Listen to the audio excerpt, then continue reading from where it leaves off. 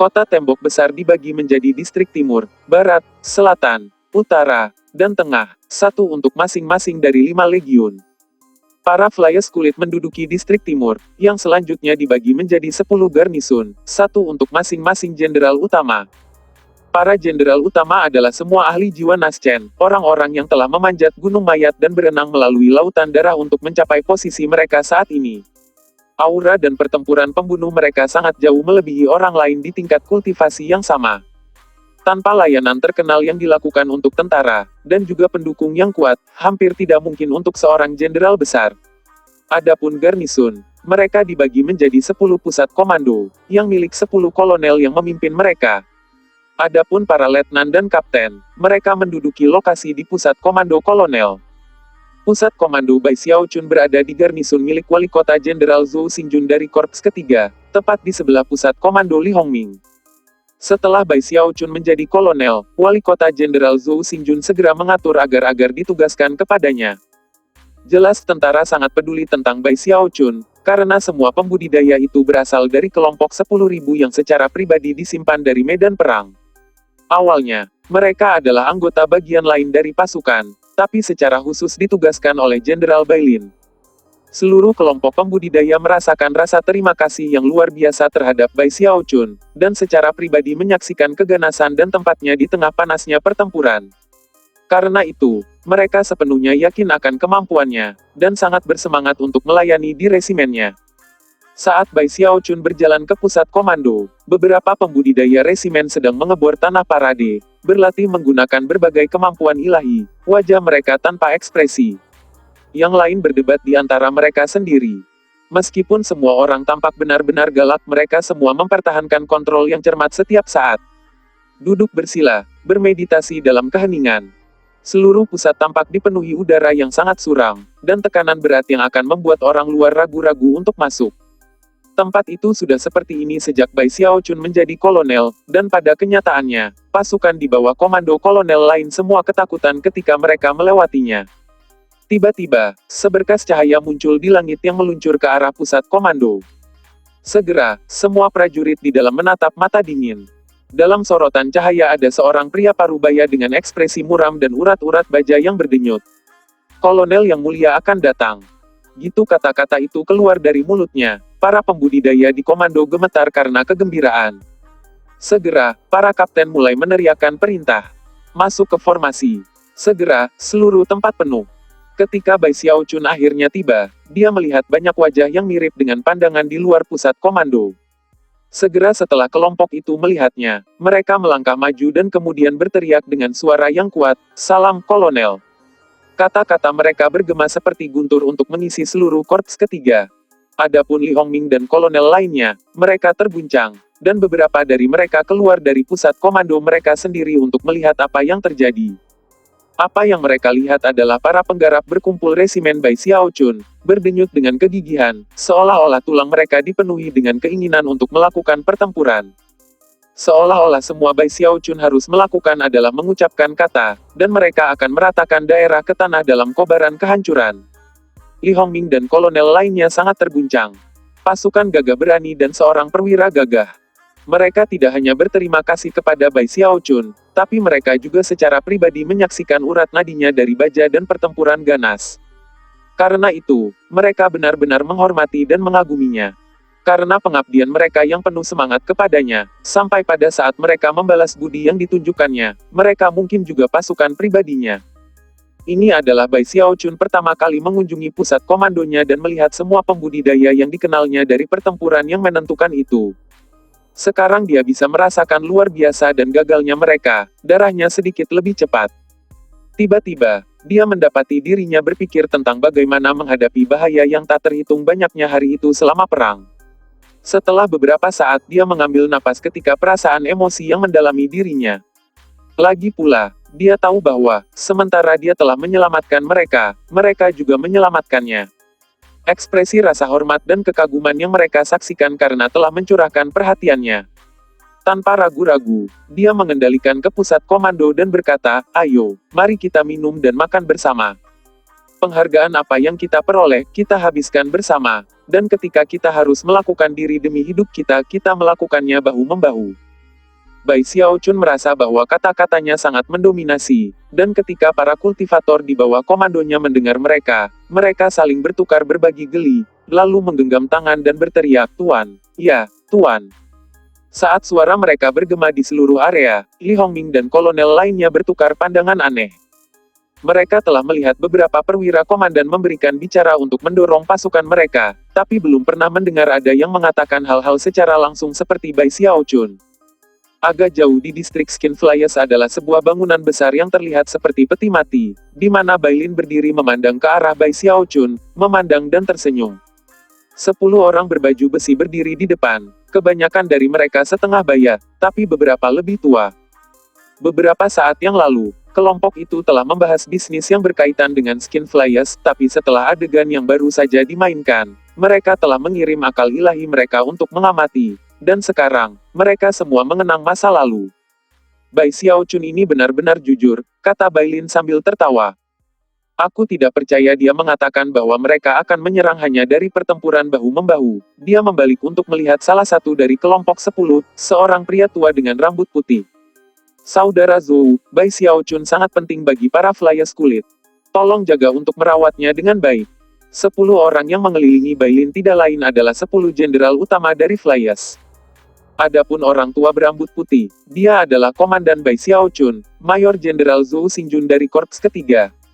Setelah mendengar kata-kata Bailin, dia tersenyum dan mengangguk. Jangan khawatir, Jenderal. Aku akan memastikan Grandmaster Bai tetap aman dan sehat. Petik 2. Bailin mengangguk sebagai tanggapan, lalu pertemuan muka dari pemandangan di luar dan pembicaraannya dengan para jenderal besar. Sementara itu, anggota resimen Bai Xiaochun berkerumun di sekitarnya saat ia menuju ke pusat komando. Gitu masuk, dia melihat-lihat tempat yang akan menjadi tempat tinggal barunya. Adapun Zhao Long dan pasukannya yang asli, mereka sekarang adalah penjagaan pribadi Bai Xiaochun, dan mereka membuat aturan ketat mengenai siapa yang diizinkan masuk ke pusat komando. Tanpa perintah kilat, tak seorang pun dari luar resimen bisa masuk. Lagi pula, bukan hanya Bai Xiaochun seorang kolonel, tapi ia juga ada di daftar eksekusi Wildlands, dan berada di 10 besar saat itu. Hadiah di kepalanya adalah jiwa binatang buas, sesuatu yang akan menguntungkan bagi Wildlanders dan pembudidaya sama. Bahkan, di masa lalu, ada situasi di mana orang-orang di daftar eksekusi dibunuh oleh para pembudidaya, bukan Wildlanders. Tak lama, setengah tahun berlalu. Sekarang, Bai Xiaochun telah melayani di tembok besar selama 2 tahun. Setelah menjadi kolonel, pertempuran terus berlanjut seperti biasa di tembok, tapi mereka semua adalah pertempuran kecil sebelumnya yang tidak mendekati skala pertempuran besar tahun sebelumnya. Bai Xiaochun sekarang sangat akrab dengan kehidupan di Great Wall City, dan telah mengambil hobi baru. Setiap beberapa hari, ia akan mengenakan baju zirah kolonelnya dan keluar dari pusat komandonya, dikelilingi oleh banyak orangnya, untuk berjalan-jalan di kota. Dia sangat menikmati penampilan luar biasa dan iri yang dilontarkan orang-orang ke arahnya ketika dia muncul di depan umum. Faktanya, itu adalah sesuatu yang tidak akan pernah membuat bosan. Pada awalnya, Zhao Long dan tim menemukan penemuan ini sangat aneh, seperti yang dilakukan para pembudidaya lainnya di resimen. Namun, mereka secara bertahap menjadi terbiasa, dan menyadari bahwa ini hanya sekedar Bai Xiaochun. Meskipun agak sedikit, lambat laun itu menjadi tidak biasa. Namun, Bai Xiaochun terus melakukannya gitu sering sehingga dia bisa membantu Anda berinteraksi sehari-hari. Itu mencapai titik di mana Bailin menangkapnya. Kesal, dia membuat beberapa pengaturan khusus. Keesokan harinya, ketika Bai Xiaochun memimpin resimennya keluar dari komando untuk menikmati penggemar para pembudidaya lain di tentara, ia baru saja mulai menikmati percakapan di sekelilingnya ketika tiba-tiba, sekelompok beberapa ribu pembudidaya muncul, semuanya memakai baju zirah. Ketika mereka melanjutkan perjalanan, mereka membersihkan jalur sepanjang 300 meter melalui pembukaan di depan mereka. Bahkan Bai Xiaochun tidak dibebaskan, dan dipaksa pergi ke samping. Apa yang kamu lakukan? Dia mengeluh. Tanpa ragu-ragu, kultivator yang bersangkutan melantunkan medali perintah yang membalas dengan nama keluarga Nian, serta sigil Skin Flyers. Wali kota Jenderal Nian Herong akan datang. Mundur, kalian semua. Dalam 5 legiun, satu-satunya orang yang memiliki medali komando dengan nama keluarga mereka adalah jenderal utama. Gitu medali perintah muncul, pembudidaya tidak perlu mengatakan apapun. Dengan lambaian yang dikendalikan, para petani di bawah komandonya mulai mendorong Bai Xiaochun dan yang lainnya mundur. Bai Xiaochun tidak terlalu senang tentang itu, tapi ada sedikit yang bisa dia lakukan. Yang bisa dia lakukan hanyalah menyaksikan hampir 10.000 petani membuka jalan setapak di daerah itu. Beberapa saat kemudian, pemandangan yang mempesona tidak terlalu jauh jaraknya. Itu adalah seorang lelaki tua yang mengenakan baju besi merah tua, diapit oleh 10 kolonel, yang semuanya memiliki ekspresi hormat di wajah mereka. Setiap orang yang dikeluarkan dari jalur 300 meter mulai bersorak dan berteriak dengan keras, dengan cara yang jauh melebihi bagaimana mereka bereaksi ketika mereka melihat Bai Xiaochun. Drone antusias mereka langsung masuk ke telinga Bai Xiaochun. Ini seorang jenderal besar. Surga. Kamu hampir tidak pernah melihat para jenderal besar berjalan-jalan. Petik 2. Para jenderal utama Great Wall City dapat mengejutkan semua ciptaan. Mereka adalah tipe orang yang menyebabkan tanah bergetar kemanapun mereka pergi. Petik 2. Bai Xiaochun hanya bisa melongo kaget di adegan mencolok dan mendominasi yang bermain di permainan.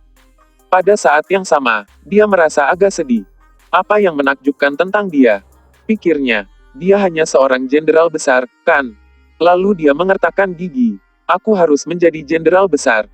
Bab 508. Jangan katakan aku harus merayu Nyonya Merah Debu. Bai Xiaochun telah pergi dengan semangat tertinggi, dan kembali dengan perasaan seperti berada di bawah laras. Setelah kembali ke pusat komandonya, dia melihat kembali prosesi jenderal utama, dan merasa sangat jengkel. Wali kota jenderal, pikirnya, menggertakkan giginya. Kemudian dia mempertimbangkan bagaimana jenderal besar itu berjalan bersama dengan pengawalan 10 kolonel, sementara dia sendiri hanya seorang kolonel. Aku tidak bisa menerima ini. Aku harus menjadi jenderal besar. Dengan itu, matanya mulai bersinar dengan tekad. Selama setengah tahun terakhir, dia hampir tidak pernah lama untuk berkultivasi, juga tidak membuat pil meramu. Sebagian besar dimanfaatkan untuk menikmati keuntungan menjadi seorang kolonel. Namun, pada saat ini, dia telah mengaktifkan pengingat yang mengingatkan bahwa menjadi seorang kolon mengingatkan akhir dari garis depan. Sekarang gagasan untuk menjadi jenderal besar sedang mengaduk-aduk dalam benaknya. Dia berpikir tentang bagaimana Bailin mendorongnya untuk bekerja keras untuk seorang. Jika aku pensiun sebagai jenderal besar, gumamnya, maka ketika aku kembali ke sekte, aku akan menjadi tetua di Hall of Steel Veins. Karena dia tidak memiliki semua informasi yang dia perintahkan, dia memutuskan untuk pergi keluar dan membuat beberapa pertanyaan. Yang benar adalah bahwa hal-hal seperti itu bukan rahasia di dalam 5 legiun, dan sebenarnya cukup terkenal. Hanya perlu sedikit meminta sekitar Bai Xiaochun untuk mendapatkan semua informasi yang dia cari. Tetua di Aula Vena Baja memiliki posisi jauh di atas tetua biasa. Bahkan, mereka tingkat yang menempatkan mereka hanya sedikit di bawah pemimpin sekte, sebuah fakta yang membuat Bai Xiaochun terengah-engah dan sangat hebat. Bagaimana itu mungkin? Ini adalah pemimpin sekte Starry Sky Dao Polarity Sect yang sedang kita datang. Dia hanya dalam tahap Naschen Sol, tapi dia masih dalam posisi yang sangat tinggi. Dan para tetua di Aula Vena Baja berada tepat di bawah itu. Bai Xiaochun hampir tidak percaya pada awalnya. Tapi setelah menyelidiki lebih lanjut, dia menjadi mengerti mengapa itu terjadi. 5 legiun beroperasi di luar kendali pemimpin sekte. Bahkan dewa yang ditempatkan di tembok besar hanya ada di sini untuk mengawasi berbagai hal. Satu-satunya orang yang secara langsung mengendalikan 5 legiun adalah Patriark Dewa Setengah Dewa. Alas Hall of Steel Veins gitu kuat karena hanya mengikuti perintahnya. Bai Xiaochun keduanya terperangah dan juga berdebar dengan penuh semangat. Jika dia entah bagaimana bisa berhasil menjadi seorang jenderal besar, maka ketika komisinya naik dan dia mendapatkan kembali ke sekte, dia bisa mengatur 5 elemen jiwa binatang buas dan melangkah ke tahap Naschen Sol. Selanjutnya, dia juga bisa menjadi tetua di Hall of Steel Veins. Ketika itu terjadi, dia akan memiliki posisi yang sangat tinggi, lebih tinggi dari para tetua biasa di sekte ini. Tidak hanya itu akan menjadi bantuan besar bagi sekte penangkal sungai, tapi juga akan sangat bermanfaat pada tingkat pribadi. Semangat belaka membuat hati terbakar dengan antisipasi, ke titik di mana matanya berbinar-binar dengan cahaya bintang yang terhitung jumlahnya. Aku benar-benar harus menjadi jenderal besar, katanya, pahanya. Sekarang, setelah dia menetapkan tujuan, itu segera menyebabkan kecemasan baru. Lagi pula, dia sudah menghitung banyak kredit yang diperlukan untuk menjadi seorang jenderal besar, yang lebih dari 100 kali jumlah yang dia dapatkan dalam pertempuran itu. Pada bagian yang lebih baik dari tahun yang telah berlalu sejak itu, tidak ada pertempuran besar yang terjadi. Lebih dari sebulan berlalu, dan dia semakin tertekan. Akhirnya, dia naik ke puncak tembok besar dan memandang ke arah Wildlands. Sayangnya, yang bisa ia lakukan berharap-berharap pasukan besar mereka akan kembali. Kenapa mereka tidak menyerang? Katanya ketika dia berdiri di sana menghela nafas. Sialan. Aku tidak punya banyak waktu untuk bekerja, hanya 7 atau 8 tahun lagi. Apa yang harus saya lakukan? Aku kira orang-orang liar dan penanam jiwa terlalu takut, dan tidak berani datang dan bertarung. Para kultivator lain memperhatikan bagaimana dia bertindak, dan mendengar desahannya yang konstan. Segera, mereka mulai bertukar pandangan canggung. Sejauh yang mereka ketahui adalah hal yang baik bahwa Wildlands tidak menyerang dengan kekuatan penuh. Namun, Bai Xiaochun tidak berpikir gitu, yang mereka anggap sangat aneh. Tentu saja, pemandangan dia seperti membuat beberapa dari mereka menghela nafas ke dalam dan pemandangan, mengapa mereka tidak menyerang? Bukan karena kamu. Jika bukan untuk kamu dan metode khusus kamu, mereka akan melakukan hal-hal seperti biasanya, dan menyerang beberapa kali per bulan. Bai Xiaochun menunggu sedikit lebih lama, namun tidak ada perubahan. Setiap hari yang berlalu, ia terus mencoba solusi untuk masalah itu, sampai ke mata merah. Akhirnya, dia memutuskan bahwa dia harus melakukan sesuatu untuk memulai. Baik, jika orang-orang pembohong mendapatkan hasil tidak kooperatif, maka aku harus cara baru untuk kredit pertempuran. Aku benar-benar harus menjadi seorang jenderal besar. Dengan itu, ia menuju ke pagoda besar di tengah kota. Dari apa yang dia terakhir kali pergi untuk bertukar kredit pertempuran, 5 legiun memiliki daftar eksekusi seperti yang dilakukan Wildlands. Kepala beberapa orang dalam daftar itu datang dengan ketidakseimbangan yang besar. Sekarang aku seorang kolonel, aku punya banyak ahli yang kuat di bawah komandarku. Aku menolak untuk percaya bahwa aku tidak bisa mendapatkan kredit pertempuran dengan bantuan mereka. Tidak butuh waktu lama bagi Bai Xiaochun untuk mencapai distrik pusat, dan pangkalan menara, tempat sekelompok pembudidaya berkumpul. Ketika mereka melihat dia, mereka memberinya anggukan salam. Bai Xiaochun membocorkan mata di bagian atas menara, lalu mengeluarkan medali identitasnya dan mengirim beberapa perasaan spiritual di dalamnya untuk menelusuri daftar eksekusi. Hal pertama yang muncul adalah nama pertama dalam daftar. Gitu dia melihatnya, matanya membelalak. Nyonya Merah Debu. Informasi Nyonya Merah Debu jelas tercatat di sana di tempat pertama dalam daftar. Dia memiliki basis kultivasi Deva Realem, dan adalah pejuang yang kejam, yang dingin dan kejam pada tulang. Bahkan ada pengingat bahwa karena dia dewa, yang terbaik adalah menghindarinya dengan cara apapun. Jumlah pembudidaya yang dia bunuh sejak dia melakukan debutnya mengejutkan untuk dilihat, termasuk banyak pembudidaya Nas Chansol. Yang paling mengejutkan adalah dia bahkan belum berlatih kultivasi selama 200 tahun. Menjadi deva gitu cepat sepertinya kemungkinan besar bagi Bai Xiaochun, karena terlalu besar ukuran kecilnya Wildlands. Tidak ada energi surga dan bumi di sana, hanya kekuatan jiwa. Namun, meskipun berada dalam kondisi itu, Nyonya Merah Debu ini telah menetapkan langkah yang menantang surga dalam budidayanya. Aku ingat Nyonya Merah Debu. Bai Xiaochun muncul. Gitu fokus pada namanya, gambar muncul di benaknya. Itu menggambarkan seorang wanita muda, cantik dari Chen Manyao, mengenakan pakaian merah yang menonjolkan ketampanannya, namun tampak lebih berbahaya. Aura pembunuhnya sangat mengejutkan, meskipun itu hanya gambaran. Bai Xiaochun ingat melihatnya dalam daging selama pertempuran di luar tembok besar. Dia berada di tengah pertempuran Chen Hetian ketika dia benar-benar membuat langkah untuk mencoba membunuh Bai Xiaochun. Tentu saja, siapapun yang melihat nama Nyonya Merah Debu dalam daftar akan melihat gambar yang sama yang dilihat Bai Xiaochun. Dia adalah sosok yang spektakuler, yang memiliki hadiah di kepalanya gitu tinggi sehingga mengejutkan untuk dilihat. Siapapun yang membunuhnya akan menjadi jenderal. Jika tidak ada jenderal yang perlu diganti, maka legiun baru akan dibuat. Itu adalah hadiah yang bahkan melampaui cita-cita Bai Xiaochun untuk menjadi seorang jenderal besar. Gitu dia melihat hadiah itu, matanya menyala dengan hasrat dan iri hati. Namun, itu juga menyebabkan dia mengerutkan bibir. Sangat bodoh. Satu-satunya orang yang bisa mengeluarkan itu adalah dewa, dan mengapa dewa ingin menjadi jenderal di pasukan? Bai Xiaochun kepalanya. Jika dia cukup baik untuk mengambil dewa, maka dia tidak akan duduk-duduk di tembok besar. Dia pasti akan kembali ke sekte penangkal sungai. Selain itu, Ketika datang ke para dewa, mereka bukan tipe orang yang akan sakit hati. Sambil mendesah, dia melanjutkan untuk melihat nama kedua dalam daftar, yang juga milik Deva, yang pergi dengan nama Taoist Awakening Serangga. Jumlah poin jasa yang ditawarkan untuk kematiannya mengejutkan, untuk sedikitnya. Terkejut, Bai Xiaochun terus masuk daftar.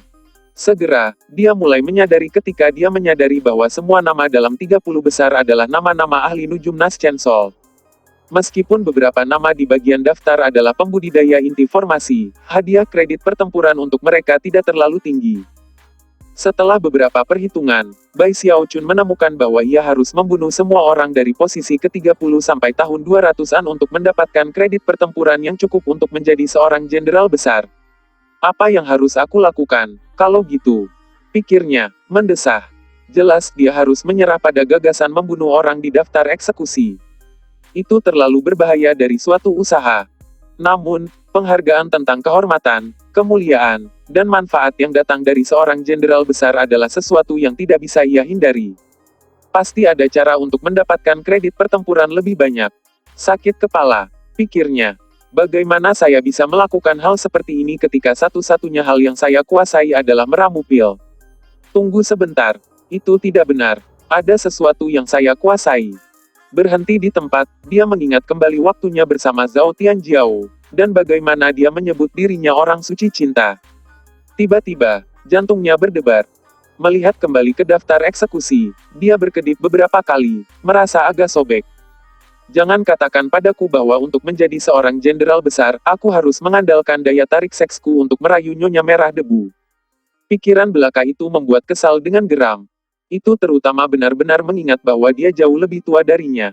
Meskipun dia cantik, siapa yang tahu eksentrikitas macam apa yang dia miliki. Semakin banyak pemikirannya, semakin banyak rencana yang tampak seperti pengorbanan besar. Tidak layak pikirnya, merasa lebih sedih dari sebelumnya. Dengan itu, dia meninggalkan ide itu. Bab 509, Misi Aku Sendiri. Mungkinkah surga cemburu terhadap Bai Xiaochun? Apakah saya pernah ingin menjadi seorang jenderal besar?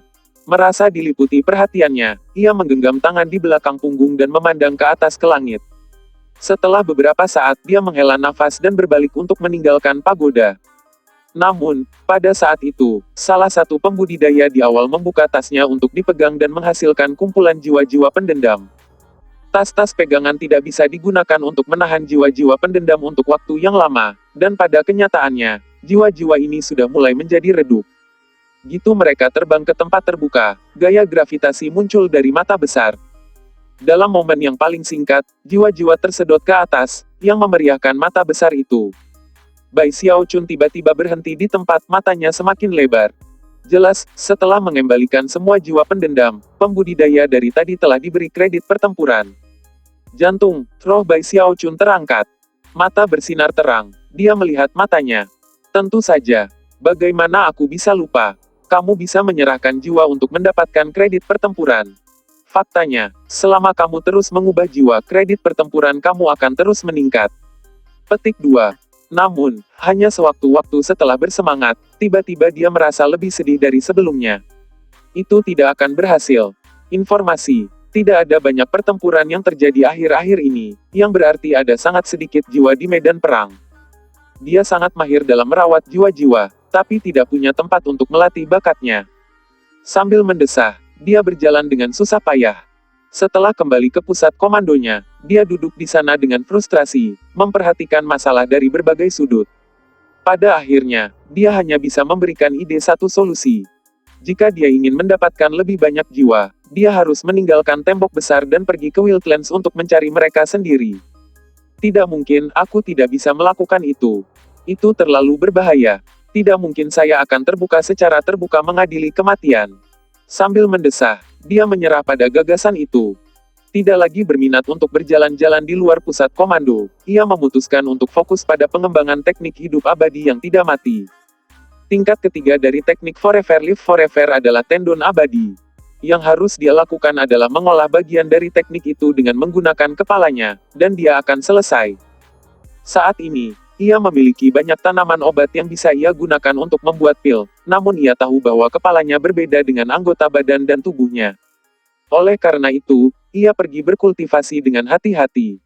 Setelah sedikit bekerja, dia dapat mengkonfirmasi bahwa memang ada beberapa bahaya dalam menumbuhkan tendon kematian di kepalanya.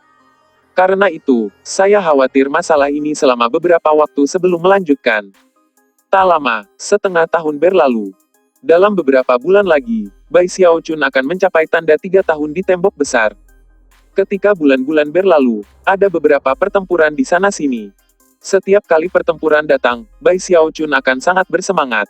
Meskipun ia tidak akan berpartisipasi secara pribadi, bawahannya akan bertarung, dan sebagai hasilnya, ia akan mendapatkan beberapa jiwa pendendam dan pertempuran kredit. Namun, ia masih sangat jauh untuk menjadi jenderal besar. Ketika dia hanya 2 bulan lagi dari tanda 3 tahun, dia bermeditasi di pusat komandonya, mengerjakan teknik hidup abadi yang tidak ada kematiannya, ketika dia menyadari bahwa dia 50% selesai dengan unding tendon di kepalanya. Namun, pada saat itulah ia mulai bekerja dengan kultivasinya. Sangat berbahaya untuk bekerja di tendon kematian di kepala, dan hampir semua jatuh dalam krisis mematikan pada beberapa kesempatan. Suatu hari, dia tiba-tiba menyadari bahwa ada sesuatu yang menyala merah di dalam tasnya. Terkejut, dia membuka matanya dari meditasinya dan melihat ke bawah. Apa yang terjadi? Pikirnya ingin tahu.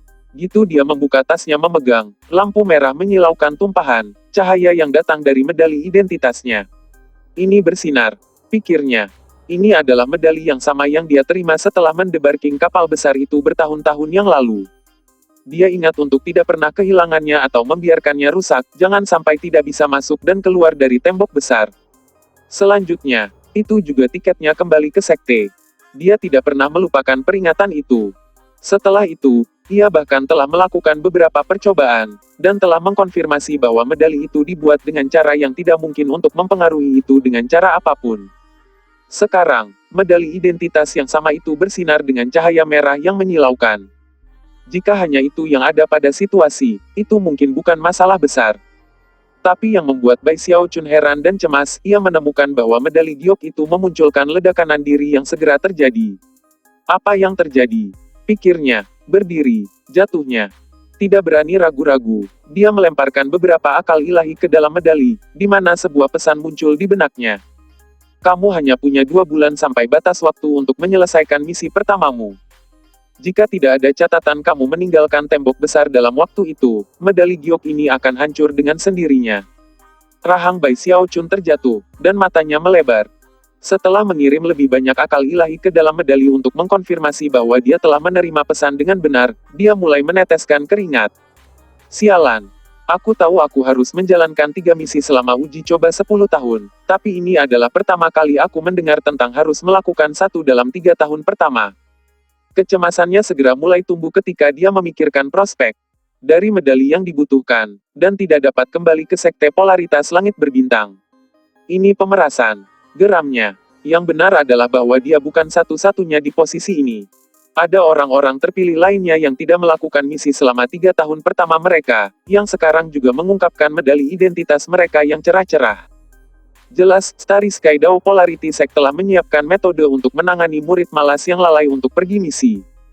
Terbangun dengan kecemasan, Bai Xiaochun terbang keluar dari pusat komandonya untuk menemukan Bailin.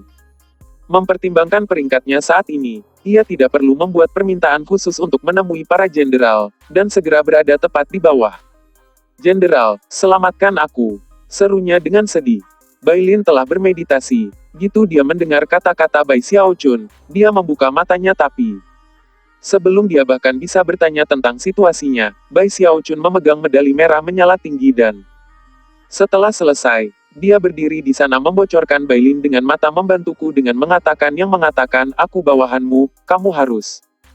Sebagian besar bawahan Bailin adalah peminat seumur hidup dari 5 legiun, yang telah mendaftar langsung ke Hall of Steel Veins. Karena itu, dia tidak terlalu terbiasa dengan peraturan dan regulasi mengenai orang-orang terpilih yang keluar dari pengadilan dengan api. Selain itu, kalau bukan karena fakta bahwa Bai Xiaochun telah melakukan pertunjukan yang spektakuler ketika dia pertama kali tiba, Bailin tidak akan pernah mewajibkan dia. Baiklah, tenang, kata Bailin. Sambil mengeluarkan slip giok, ia mengirimkan beberapa pesan pertanyaan. Setelah menerima informasi yang dia butuhkan, dia perlahan menatap Bai Xiaochun. Dengan gugup Bai Xiaochun berkata, "Jenderal, aku seorang kolonel. Itu tidak akan menjadi masalah besar jika medali itu menghancurkan diri sendiri, bukan? Kamu memang seorang kolonel di Flyskin, Bailin menjawab, tapi kamu wajib militer. Jika kamu adalah seorang jenderal besar, itu mungkin cerita yang berbeda, tapi kamu masih harus mengikuti aturan sekte. Aku seharusnya membayangkan ini sendiri, tapi jangan khawatir, aku akan membantumu menyelesaikan situasinya. Ini adalah pertama kalinya Bailin melihat Bai Xiaochun dalam keadaan seperti itu, jadi dia tersenyum dan segera mulai memanggil jaringannya. Kontak untuk mencoba menyelesaikan masalah. Ketika Bai Xiaochun melihat bahwa Bailin mulai mengirimkan sejumlah besar pesan melalui slip gioknya, dan bagaimana ia memiliki latar belakang yang penting, mulai tenang. Namun, setelah sedikit waktu berlalu, muncul kerutan di wajah Bailin. Hati Bai Xiaochun segera mulai berdebar. Setelah cukup waktu untuk membakar setengah dupa, ekspresi yang tidak sedap dipandang dapat terlihat di wajah Bailin. Menyingkirkan slip giok, dia ragu-ragu dan kemudian berkata, orang-orang yang kembali ke sekte adalah Filistin lengkap. Tidak fleksibel sama sekali. Bai Xiaochun, aku dapat mengurangi persyaratan misi kamu dari 3 menjadi 1. Tapi kamu masih harus keluar setidaknya sekali. Luangkan waktu untuk gagasannya. Apa, itu hanya 1 misi, kan? Bailin sebenarnya merasa agak malu. Dia benar-benar telah mencoba untuk membantu Bai Xiaochun keluar, tapi telah membuat gitu banyak permintaan khusus dalam beberapa tahun terakhir yang membuat semuanya menjadi sulit. Sedangkan untuk tetua yang bertanggung jawab atas misi, dia tidak mau mengalah. Sayangnya, tidak ada yang bisa dilakukan Bailin selain menawarkan sedikit kenyamanan pada Bai Xiaochun. Bai Xiaochun merasa ingin menangis, bisa mengatakan bahwa Bailin sudah melakukan semua yang dia bisa dengan mengurangi persyaratan misi menjadi 1. Jenderal, aku masuk 10 besar dalam daftar eksekusi Wildlands. Orang-orang di luar sana benci aku sampai mati. Mereka akan membunuhku gitu mereka melihatku. Aku tidak berani melampaui tembok. Bailin berdeham. Jangan khawatir. Lihat, pakai penyamaran saja. Keluar, selesaikan misi, dan kembali sesegera mungkin. Tidak ada yang akan menyadari bahwa kamu pergi. Hanya kita berdua yang akan mengetahui rahasia itu. Selain itu, meskipun sekte tidak mau mengalah tentang masalah misi, ada cara lain yang bisa aku bantu. Misalnya, aturan mengatakan kamu harus pergi misi, yang berarti bahwa misi tembok besar juga diperhitungkan. Karena kamu seorang kolonel, dengan ini aku memberi kamu wewenang untuk mengirim misi kamu sendiri. Buat saja misi untuk diri kamu sendiri, dan pergi mencapainya. Sederhana. Yang harus kamu lakukan adalah memastikan bahwa itu adalah misi yang cocok untuk tahap Gold Core. Lagi pula, semangat sejati di mata pagoda bertanggung jawab untuk menyatakan misi secara resmi selesai. Aku dapat memposting misi aku sendiri dan melanjutkan salah satu dari itu. Mata Bai Xiaochun berbinar. Sambil tertawa terbahak-bahak, dia menggenggam tangan untuk memberi hormat dan kemudian pergi. Bab 510 Perampokan Jalan Raya. Pada jam paling gelap, secercah harapan selalu muncul. Bai Xiaochun kembali ke pusat komandonya, pikirannya dipenuhi ide. Dia menyuruh Zhao Long memberinya peta daerah di luar tembok besar. Setelah mempelajari peta untuk sementara waktu, dia menuju ke sebuah lembah kecil yang hampir 5 km. Itu tidak sangat mengejutkan. Zhao Long mengintip lembah, yang tampak biasa dalam setiap aspek, dan umumnya merupakan tempat tanpa tanda-tanda kehidupan. Faktanya, dia tidak bisa menjelaskan alasan mengapa Bai Xiaochun akan menunjukkannya. Kolonel, apa yang istimewa dari lembah itu? Tanya Zhao Long. Melambaikan tangan dengan cara yang megah, Bai Xiaochun menjawab, menurut laporan intelijen yang aku miliki, ada rusa Soulhon tahap Solnas Chen Sol awal yang tinggal di lembah itu. Siapapun yang dapat membunuh makhluk itu dan menyerahkan jiwanya akan menerima hadiah kredit pertempuran. Segera kirim misi. Hah, kata Zhao Long, bingung. Rusa Soulhon adalah binatang asli dari Wildlands. Tidak hanya tanduk bahan-bahan yang berharga untuk obat-obatan, tapi mereka juga dapat digunakan sebagai komponen utama untuk membuat busur jiwa. Namun, rusa Soulhon biasanya berkumpul di lokasi di mana ada banyak jiwa pendendam. Mempertimbangkan bahwa lembah tersebut hanya berjarak sekitar 5 km dari tembok besar, pasti tidak ada jiwa di sana, yang berarti bahwa tidak mungkin menemukan rusa Soulhon di lokasi yang sama. Selain itu, pertempuran terus-menerus terjadi di dekat tembok besar, bahkan jika rusa Soulhon kebetulan di lembah, ia akan segera melarikan diri. Rusa Soulhon tidak bodoh, dan tidak akan memilih tempat berbahaya seperti tembok besar untuk menetap. Yang paling penting, tahap awal rusa Soulhorn hampir tidak pernah ditemukan di luar kedalaman Wildlands. Setelah ragu-ragu, Zhao Long memandang Bai Xiaochun dan berkata, Kolonel, apakah kamu yakin ada rusa jantan di sana? Juga, Jenderal Besar adalah satu-satunya yang memiliki hak untuk mengirim misi. Kita, dengar, jika aku mengatakan ada rusa Soulhorn di sana, maka ada. Masukkan saja briefing misi dan kunjungan ke Jenderal. Bai Xiaochun terpesona dengan acuh.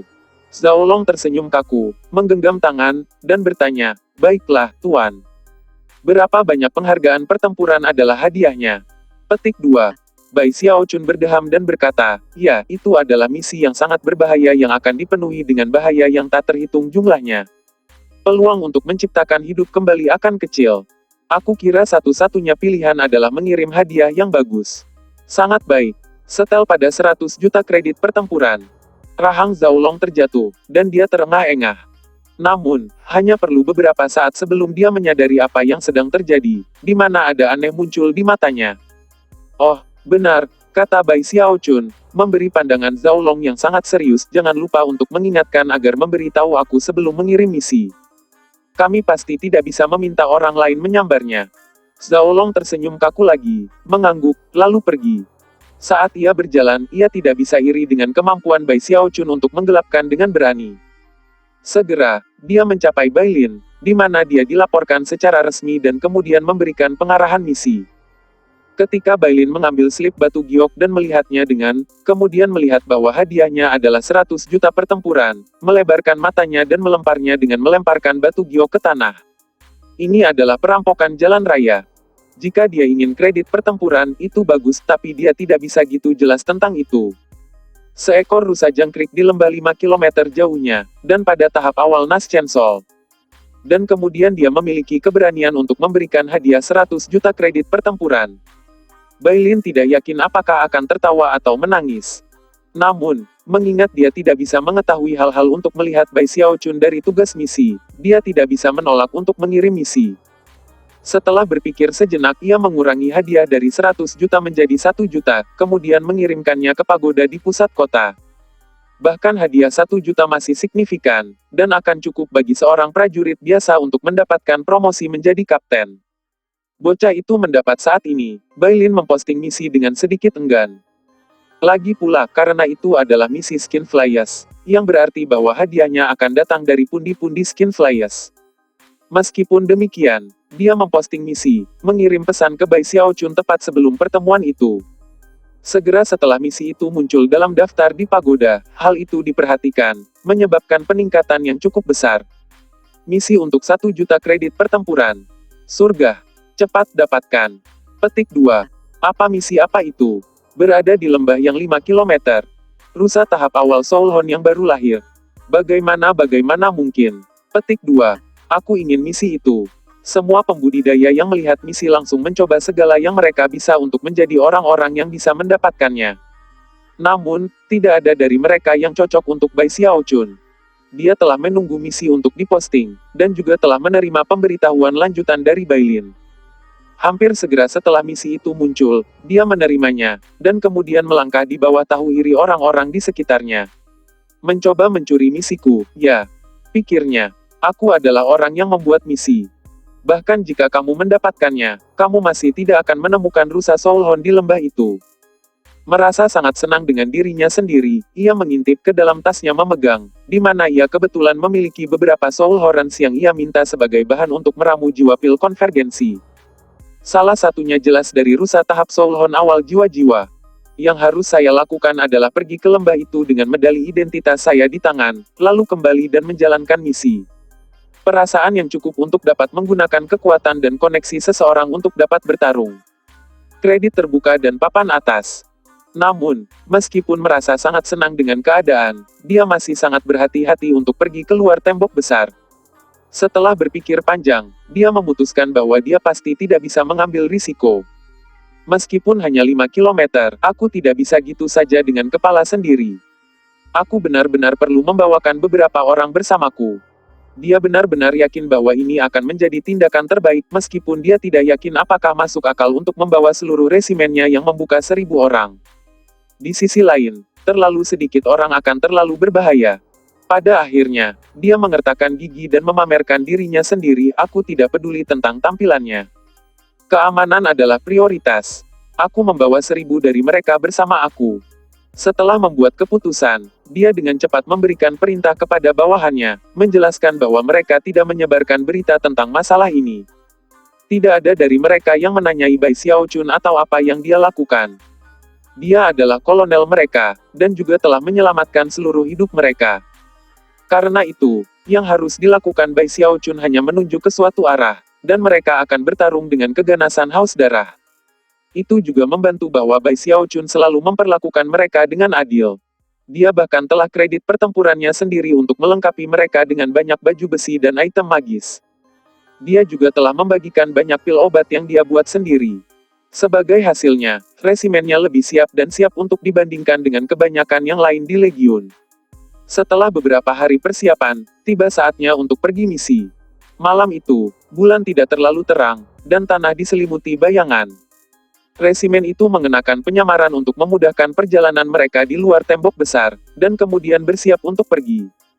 Semua orang di resimen telah ditempatkan di tembok besar selama bertahun-tahun, dan sangat akrab dengan bagaimana penanam jiwa beroperasi. Selanjutnya, mereka semua berkenalan dengan tanah yang bertemu dengan Great Wall City. Dengan menampilkan sebagai penanam jiwa, lengkap dengan beberapa jiwa pendendam yang dipajang, mereka pasti akan kurang terlihat di luar. Satu-satunya cara penyamaran mereka akan ditembus adalah jika beberapa ahli yang sangat kuat datang, atau jika mereka dipaksa untuk menggunakan kemampuan ilahi yang membutuhkan kekuatan spiritual. Setelah semua, ada sedikit perbedaan mendasar antara pembudidaya biasa dan pembangun jiwa. Perbedaan utamanya adalah bahwa yang pertama menggunakan energi spiritual, sedangkan yang kedua menggunakan kekuatan jiwa. Ribuan anggota resimen tidak keluar dalam formasi pertempuran. Sebaliknya, mereka berpencar dan keluar satu persatu. Namun, yang diperlukan hanyalah kata dari Bai Xiaochun, dan mereka semua akan bersatu kembali. Setelah membuat semua pengaturan untuk bawahannya, Bai Xiaochun dengan mengenakan penyamarannya sendiri, lalu mengertakkan gigi dan keluar dari tembok.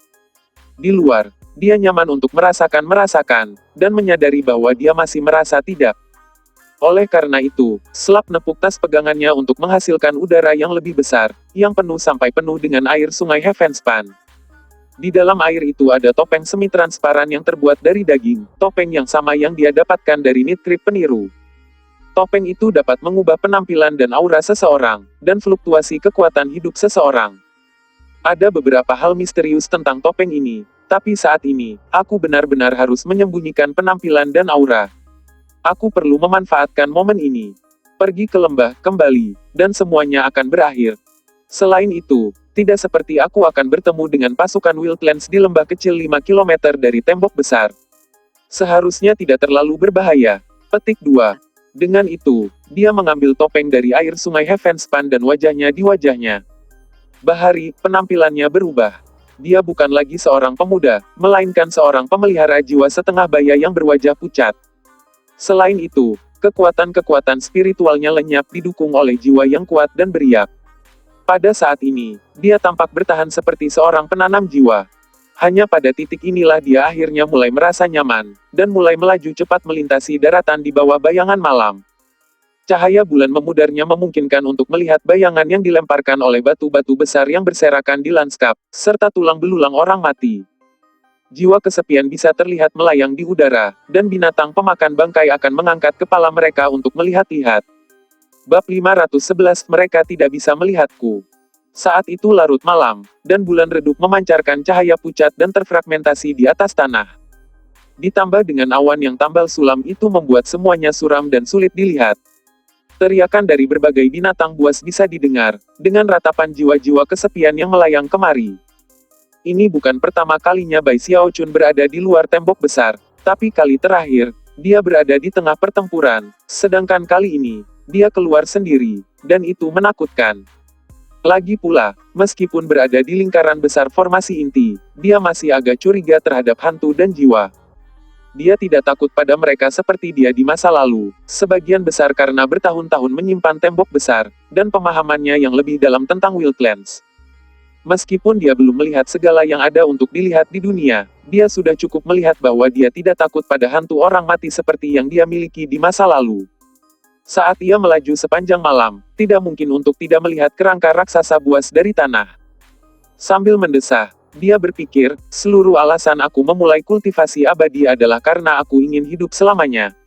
Siapa yang pernah berpikir bahwa jalan aku akan membawa aku ke tempat seperti ini? Sambil kepalanya, dia melanjutkan, bagaimana nasib suka-suka orang jalan segala macam jalan yang berbeda, yang mungkin tidak mereka tuju untuk berjalan. Sesaat berlalu, dan dia menjernihkan pikirannya dari pikiran-pikiran semacam itu dan fokus untuk berhati-hati. Dia bahkan sedikit. Pada saat ini, dia berada sekitar 3 atau 4 kilometer jauhnya dari tembok besar, dan semakin banyak jiwa yang terlihat. Meskipun jumlah jiwa tidak dibandingkan dengan gelombang jiwa yang akan mengisi daerah selama pertempuran, masih ada cukup banyak dari mereka yang harus ekstra hati-hati. Sebagian besar jiwa yang individual bukan berbentuk humanoid tapi merupakan kabut yang berdenyut dingin. Kadang-kadang, mereka berkumpul bersama menjadi binatang buas atau roh jahat yang kemudian menerkam hewan pemakan bangkai di daerah itu. Beberapa jiwa akan menggali ke dalam mayat-mayat yang tergeletak di tanah, seolah-olah berusaha untuk memilikinya. Namun, sebagian besar mayat di daerah itu terlalu tua dan kaku, sehingga upaya seperti itu tidak menghasilkan hasil. Saat Bai Xiaochun bergerak maju, dia berhati-hati untuk memberikan jiwa yang dia lihat tempat tidur yang luas. Bukan karena dia tidak bisa menangani mereka dalam perkelahian, tapi lebih tepatnya, tidak perlu dilakukan. Jumlah mereka terlalu sedikit, dan kualitas mereka terlalu rendah untuk diperhatikan. Selain itu, jika perkelahian terjadi, itu bisa menarik perhatian, dan mungkin menyebabkan masalah lain. Jika ada cukup banyak jiwa sehingga layak untuk menyerang dan mengumpulkan mereka, mungkin ada kemungkinannya. Tapi saat ini, itu tidak akan sia-sia. Akhirnya, ketika dia hanya sekitar setengah kilometer jauhnya dari lembah kecil yang menjadi tujuan, mulai bersinar ketika dia mendongak ke atas. Jumlah jiwa yang cukup besar. Dari apa yang bisa dilihatnya, ada lebih dari 1000 jiwa acak yang dilihat, mengeluarkan tangisan yang melengking. Biasanya, tidak ada banyak jiwa di area ini. Namun, karena pil konvergensi jiwa Bai Xiaochun, banyak jiwa di pasukan penyerang telah melarikan diri dan tersebar, berkumpul di tempat-tempat seperti ini. Lebih dari 1000 jiwa akan menjadi pujian pertempuran yang bagus. Mulai menjadi bersemangat, dia beringsut maju, lalu mengeluarkan pil konvergensi jiwa, dengan cepat mematikan efek ledakan, dan melemparkannya ke depan dengan tenaga. Pil itu menjadi seberkas cahaya yang mendarat tepat di tengah-tengah kawanan jiwa, di mana ia menghancurkan, melepaskan kekuatan gravitasi dengan cepat menyedot lebih dari 1000 jiwa. Kemudian Bai Xiaochun meraih bola jiwa dan dengan hati-hati melemparkannya ke dalam tasnya. Setelah melihat sekeliling untuk memastikan bahwa dia tidak menarik perhatian yang tidak diinginkan, dia berjalan menuju lembah. Saat dia memasuki lembah, dia menyadari bahwa ada beberapa ratus jiwa di dalamnya, dan kegembiraannya bertambah. Siapa yang mengira aku akan mendapat sedikit keuntungan ekstra dari usaha kecil ini? Pada saat ini, dia senang dengan rendahnya dia, dan keadaan mulusnya. Setelah melirik lembah sekali lagi, dia mengeluarkan pil konvergensi jiwa lain, dan baru bersiap untuk membuangnya ketika tiba-tiba, jantungnya bergetar. Mata berbinar penuh kewaspadaan, dia menoleh untuk melihat ke balik bahunya. Di belakangnya, awan kabut merah mengepul keluar dari tanah. Namun, sepertinya tidak melihat Bai Xiaochun, dan melewatinya ke lembah. Kabut merah itu adalah jiwa yang, ketika memasuki lembah, mengambil bentuk kepala burung ganas, yang kemudian mulai menyerang dan memakan jiwa-jiwa lain di lembah. Ini di tingkat Nas Chen Sol. Bai Xiaochun mengeluh pada dirinya sendiri. Saat jiwa yang dimaksud menyerang dan memakan jiwa-jiwa lain, warna merahnya semakin cerah, menyebabkan Bai Xiaochun menyukai hal. Jiwa-jiwa pada tingkat itu tidak sama harganya dengan jiwa para dewa binatang buas, tapi masih layak untuk pertempuran. Namun, Bai Xiaochun masih agak ragu-ragu. Berbicara secara logistik, jiwa itu harus menyerangku lebih dulu. Mengapa tidak? Mungkin tidak bisa melihatku. Sesuatu tentang situasinya tampak sangat aneh. Jadi dia dengan hati-hati mengambil beberapa langkah ke depan ke lembah. Namun, tidak ada satu jiwa pun di lembah yang melihat ke arahnya. Bahkan, beberapa dari mereka bahkan terbang melewatinya ketika mereka berusaha mengambil nyawa sendiri tingkat jiwa yang baru lahir. Mereka benar-benar tidak bisa melihatku. Pikirnya. Sangat terkejut dan berani, dia menjawab lebih jauh ke lembah dan melihat-lihat jiwa-jiwa yang terbang kemana-mana, bersinar lebih terang saat itu. Akhirnya, Dia manusia tangan, meraih salah satu jiwa lewat dan melemparkannya ke dalam tasnya. Bahkan jiwa-jiwa Crimson yang baru lahir memperhatikan dia, dan berkeliling hanya menyerang jiwa-jiwa lain. Tak lama, hampir tidak ada jiwa yang tersisa selain yang merah. Dan pada saat itu, Bai Xiaochun sepenuhnya yakin bahwa jiwa-jiwa itu tidak bisa melihatnya. Jantung berdebar kencang, dia memakai tangan dan merasakan wajahnya untuk memastikan bahwa dia topengnya. Terakhir kali aku berada di medan perang, jiwa-jiwa pasti bisa melihatku. Tapi kali ini mereka tidak bisa. Itu pasti karena topeng ini. Lalu, oh gitu hati-hati, dia meraih dan melepas topeng itu. Gitu meninggalkan wajahnya, jiwa merah tua itu tiba-tiba berbalik dan berbalik untuk membuka lurus ke arahnya. Kemudian ia membuka-membuka, bersiap-bersiap untuk berteriak dan menerkamnya. Namun, sebelum dapat digunakan, Bai Xiaochun dengan cepat mengenakan topeng kembali. Jiwa merah tua itu tampak terkejut, dengan cepat menutup mulutnya dan kemudian mulai mencari di sekitar lembah, mencari tahu siapapun yang baru melihatnya. Melihat semua ini terjadi menyebabkan semangat Bai Xiaochun tumbuh. Tambang emas apa? Aku tidak percaya topeng itu bisa melakukan ini juga. Itu hal yang baik aku tidak menghilangkannya saat itu. Dengan itu, dia berjalan ke jiwa Crimson yang bingung, dan sebelum itu bahkan menyadari apa yang terjadi, menjangkau dengan kecepatan seperti kilat, meraihnya, dan melemparkan itu ke tasnya memegang. Oke, topeng ini seperti harta yang berharga untuk mengumpulkan jiwa. Jika aku menggunakannya dengan pil konvergensi jiwa aku seharusnya bisa mendapatkan kredit pertempuran yang cukup untuk menjadi seorang jenderal besar dalam waktu singkat. Semakin dia prospek, semakin bersemangat dia. Dia dengan cepat berjalan sepanjang lembah untuk memastikan bahwa misinya dapat dianggap telah selesai, lalu melihat ke atas untuk melihat bahwa fajar dekat. Berjalan keluar dari lembah, dia memutuskan bahwa karena dia tidak terlihat oleh jiwa, dan juga memiliki sekitar 1000 bawahan membayangi dirinya, bahwa dia sebenarnya dalam posisi yang sangat aman. Televisi jika sekelompok besar orang pembohong muncul tiba-tiba, dia tidak benar-benar dalam bahaya sama sekali. Setelah mencapai titik ini dalam pemikirannya, ia membuat keputusan. Akan sangat populer untuk kembali sekarang. Karena aku sudah di luar tembok, aku mungkin juga mengambil waktu untuk mengumpulkan beberapa jiwa untuk pertempuran itu. Petik 2.